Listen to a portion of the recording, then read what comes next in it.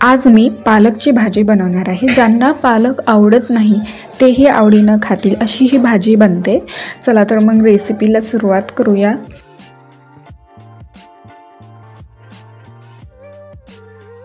तर इथे मी एक जुडी पालक स्वच्छ निवडून धुवून घेतले आहे आणि चाळणीवर पाणी निथळण्यासाठी ठेवले आहे। तर आता आपण हे पालक एकदम बारीक असे चिरून घेऊयात।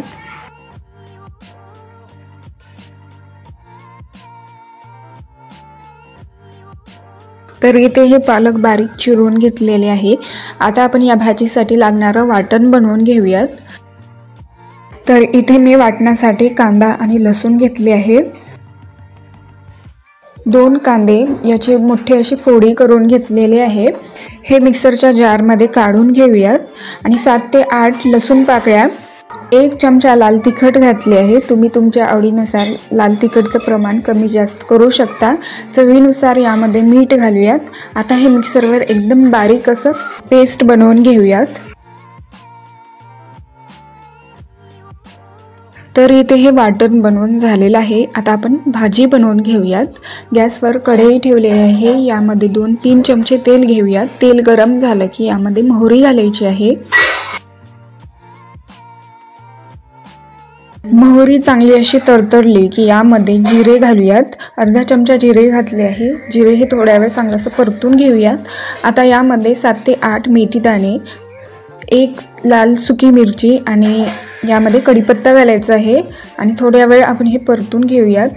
परतून झालं की यामध्ये आता आपण जे कांदा आणि लसूणचं वाटण बनवलेलं आहे ते यामध्ये घालूयात आणि 2-3 मिनिटे आपण हे कांदा लसूण वाटण परतून घेऊयात।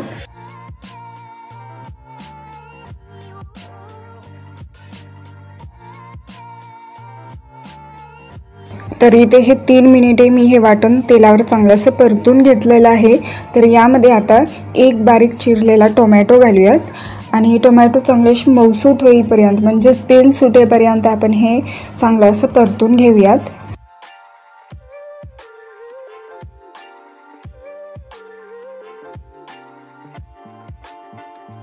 तर इथे हे टोमॅटो चांगले असे मऊसूत होईपर्यंत परतून घेतलेले आहे आणि तेलही सुटलेलं आहे। तर आता यामध्ये अर्धा चमचा जिरे पावडर आणि अर्धा चमचा धने पावडर घालूयात। 2-3 चमचे पाणी घालूयात। तर इथे मी ज्या मिक्सरच्या जारमध्ये वाटण बनवलेलं होतं त्यामध्येच थोडंसं पाणी टाकून ते यामध्ये टाकलेले आहे। तर हे चांगलं असं मिक्स करून घेऊयात। तर आता यामध्ये आपण जे बारीक चिरून घेतलेलं पालक आहे ते यामध्ये घालूयात।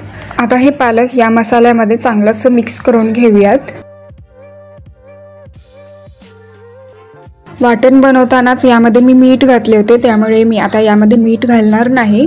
तर इथे हे पालक परतून चांगलं असं बारीक झालेलं आहे।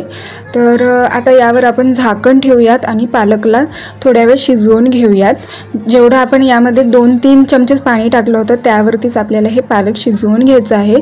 पालकला शिजायला जास्त वेळ लागत नाही, 2-3 मिनिटांमध्येच हे पालक शिजून होतं। तर इथे हे भाजी चांगली अशी शिजली गेलेली आहे। 2-3 मिनिटच ही भाजी शिजण्यासाठी लागलेले आहेत।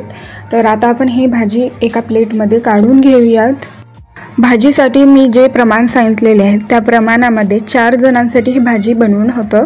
तर अशा प्रकारे इथे हे चवदार पालकची भाजी सर्वांना नक्की आवडेल अशी ही भाजी तयार आहे। अगदी सोपी अशी पद्धत आहे आणि जास्त वेळ लागत नाही, झटपट होतं आणि कमी इन्ग्रेडियंट्सचा वापर करून इथे हे पालकची भाजी आणि तेही चवीला एकदम भारी अशी लागते। तर इथे हे तुम्ही हे भाजी भातासोबत, चपातीसोबत, भाकरीसोबत सर्व करा, पण खास करून भातासोबत ही भाजी खूप छान लागते। नक्की करून पहा, तुम्हाला देखील आवडेल आणि भाजी कशी झाली हे नक्की मला कमेंट करून सांगा। चला तर मग परत भेटूयात अशाच एका नवीन रेसिपीसोबत।